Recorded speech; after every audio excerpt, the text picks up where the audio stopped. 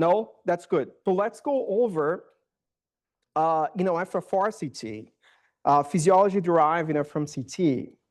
So first thing, you guys need to understand that whenever we have a patient with a blockage, and if we go to the cath lab and we have a few interventionalists, in the group, one of the things that we can do is we can pass a wire, through that lesion. In that wire, we can compare the pressure at the aorta with the pressure distally. And in this case, you have a severe lesion over here, and you can see that as I cross the lesion,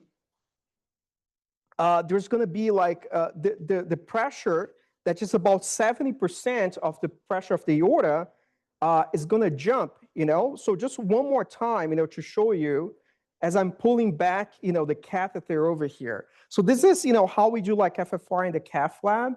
Of course, there's like some variations, GFR, FR, but just, so you know how we're doing like a pullback, in this case. So here, what we see is there is a huge pressure drop after, the lesion here, right? So the pressure that's supposed to be like around 1.0, the reference, it was actually 0.7. So this is a step up, over here.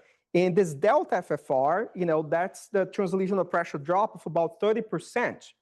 So that's very significant. As a matter of fact, anything above like 12% on the CT world, it's very significant. So why this is important is because I can go in there and look what happened to that curve on the right here after I place a stent. So I inflated a balloon, I put a stent, look what happened to the curve.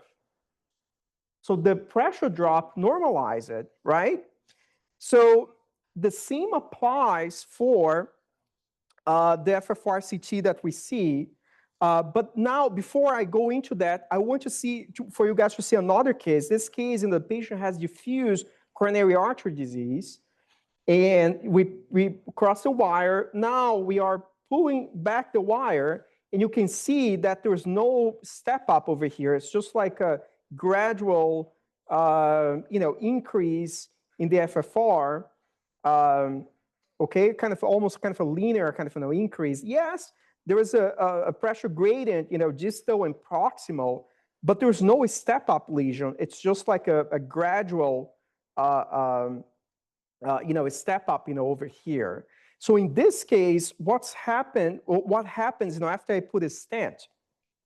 So again, I'll have to, either put a very long, segmented stent, or, if I do like, this area over here, you can see that the curve gets a little better, to 0.8, the distal FFR, but it's not, as good as the other one, okay?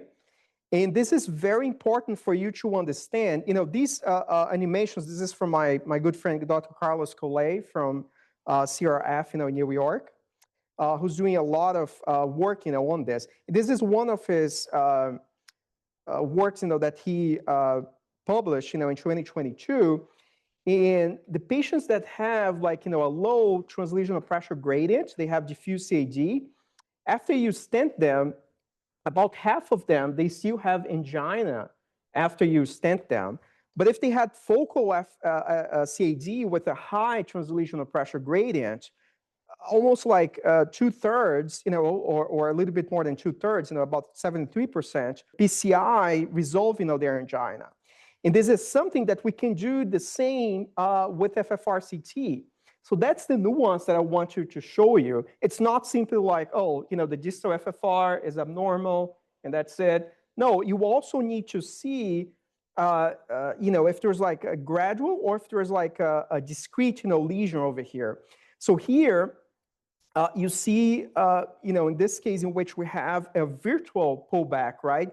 Whenever we are on the software, at the HeartFlow software, we can click and it's going to give us all of these values. And this is comparing with like a real cath with a real FFR. And you can see that although the numbers are not exactly the same, the translational pressure drop here, they're pretty identical, okay? And the same thing that you see here, you have like OCT, and this is just like a straightened multiplanetary formation. So CT and catheter, they have a pretty good correlation here. So in this case, because there's like, this huge translesion pressure drop, this guy, let's say this guy has angina, do you guys think that this guy will benefit from a PCI? Dr. Carr says, yes. So, everybody should be agreeing with Dr. Carr. So we have like, this other case here, pretty similar. We have the RCA, and we have like this area that goes from 0.9 to 0.74. The FFR pullback, you can see it's pretty similar, right? So again, the guy has a focal CAD. So focal CAD, you come here, you put a stent in, and the guy gets better, from his angina. This case, you have like this rainbow pattern, over here, which is more like diffuse disease. The same thing, you see the virtual pullback here and the real FFR pullback. This guy has diffuse disease. This is more like medical management, okay? So you can tell, or you can predict, who's going to respond, to like, a stent, versus medical management, over here, diffuse versus focal disease. Any questions so far?